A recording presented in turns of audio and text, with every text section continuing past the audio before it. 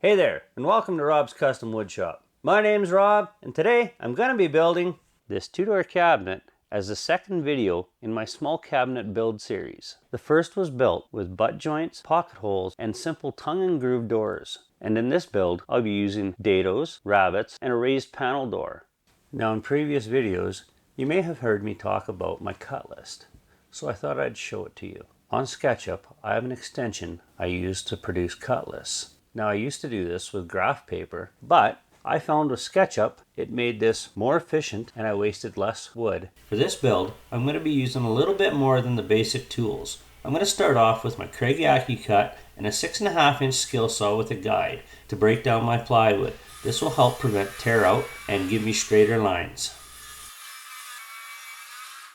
Once the sheet is broke down into more manageable pieces, I follow my cut diagram, marking each piece with the final length and width using green tape. Once the pieces are all labeled, I move over to the table saw and I cut all the pieces about a 1/2 inch oversize, and then I flip them over and square them up and get rid of the factory plywood edges. I know this may seem a little bit wasteful, but for me, I get the squarest cuts using this method. Once all my pieces are cut to final width, I move over to my crosscut sled and I start cutting pieces to the final length. I don't have built-in stops in my crosscut sled, so this process takes a lot of time because it is all measured manually. Now that all the pieces are at final dimension, I take the time and I lay out all my dado and rabbet cuts. I find this to be a good practice, so I never miss any cuts.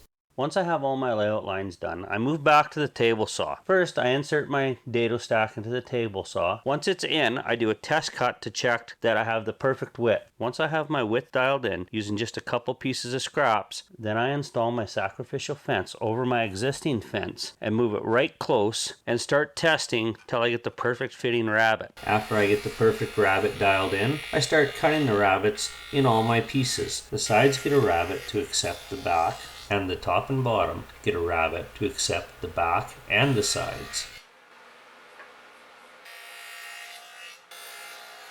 So now I have a dado to cut dead center on 2 different pieces. Now, if I go by exactly what the measurements say, it should be right, but just to make sure, what I do is I take a scrap piece of wood and I cut it the exact length of the piece I'm cutting. Then I take the dado set and I run it through, and then I flip the piece over end for end, and it should run through in the exact same channel. If it doesn't, I'll readjust and try again.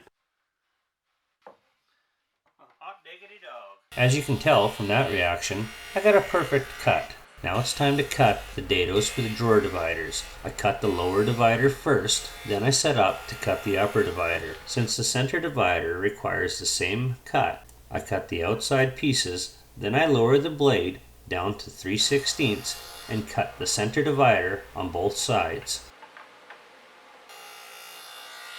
Now that all the dados are cut, I can do a dry assembly. For me, the perfect dado is one that allows the piece to slide in easily, but once glue is applied and the piece swells just a little bit from the moisture in the glue, it becomes a nice tight fit. Now the nice thing about dados is, using just 4 pieces of green tape to hold this cabinet together is enough to hold it steady, except for that piece. Now that I know everything is a good fit, I disassemble the cabinet and I start to reassemble it using glue in all the dados and rabbets. Once I have the cabinet reassembled, I use some clamping squares and a few clamps.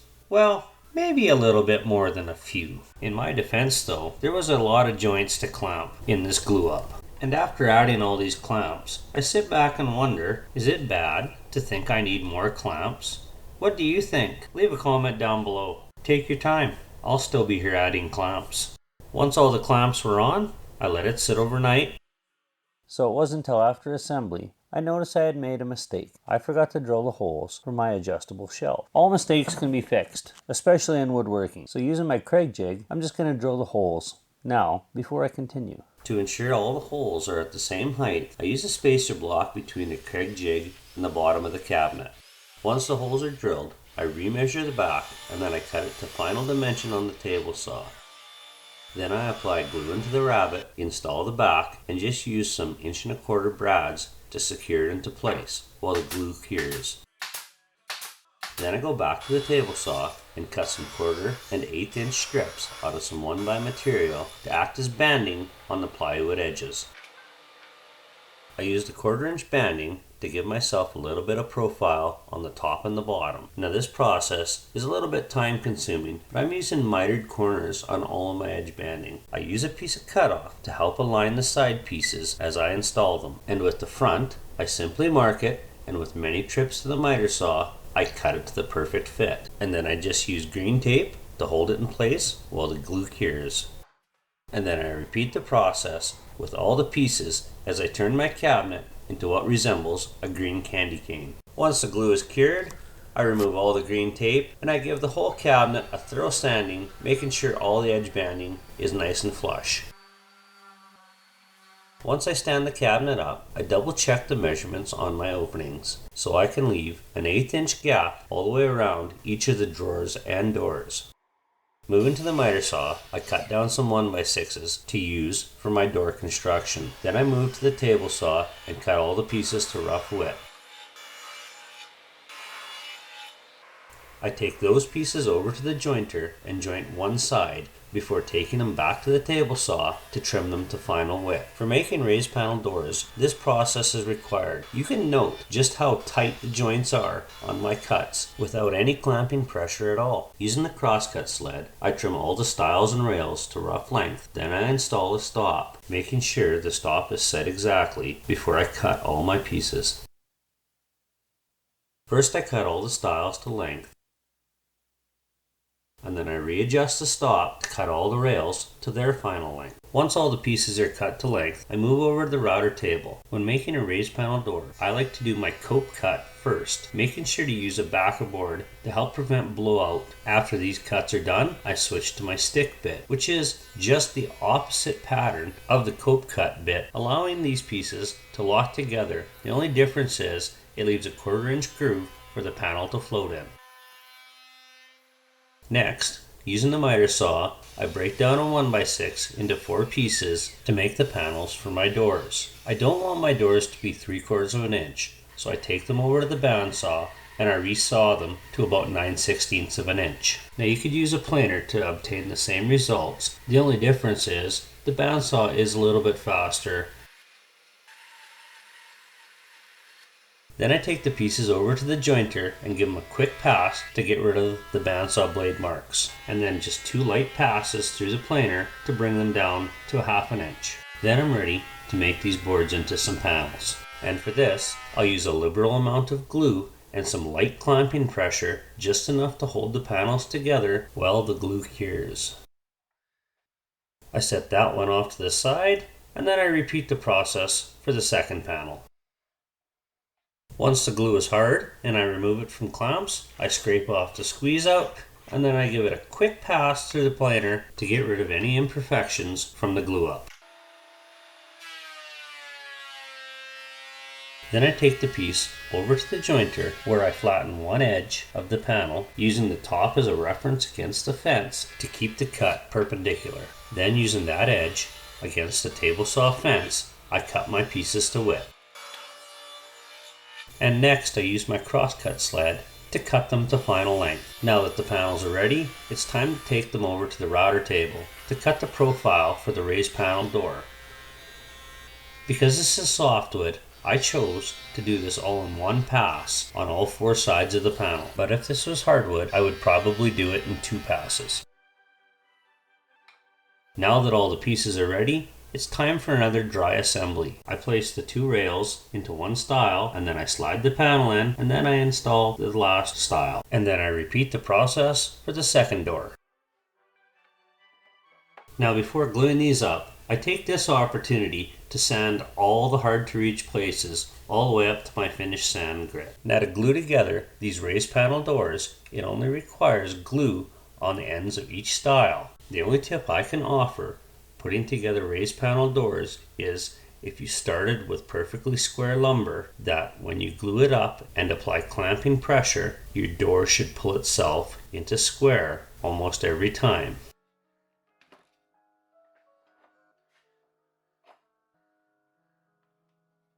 but it never hurts to double check.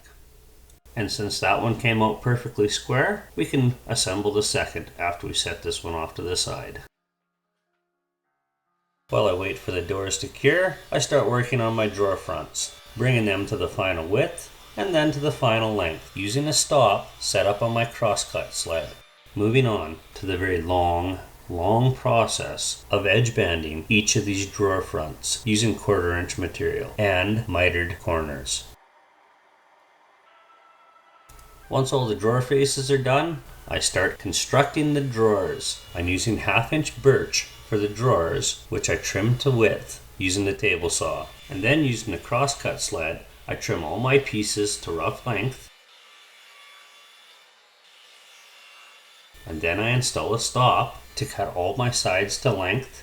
And then I reposition the stop and cut all my fronts and backs.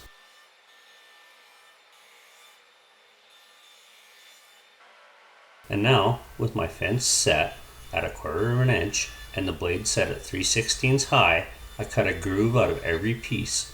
Then I reposition the fence and cut a second groove to make a 1/4 inch dado to accept my bottom.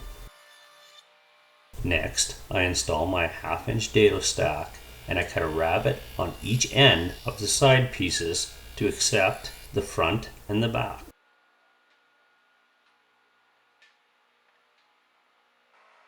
And then, out of a piece of 1/4 inch plywood, I cut my bottoms, first to width and then to length using the crosscut sled.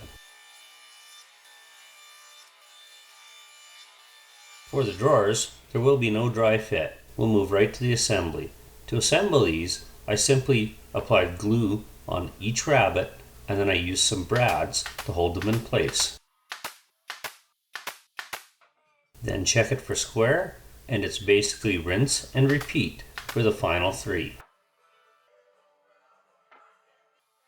Once the drawers are finished, I can then install the hardware. I use a drill with a self-centering bit to drill the pilot holes and then just manually install the screws. Once I have the hardware installed on all the drawers, I move over to the carcass and start installing the hardware in the drawer spaces. It's a pretty tight fit, but with a little bit of patience, I end up victorious over the hardware.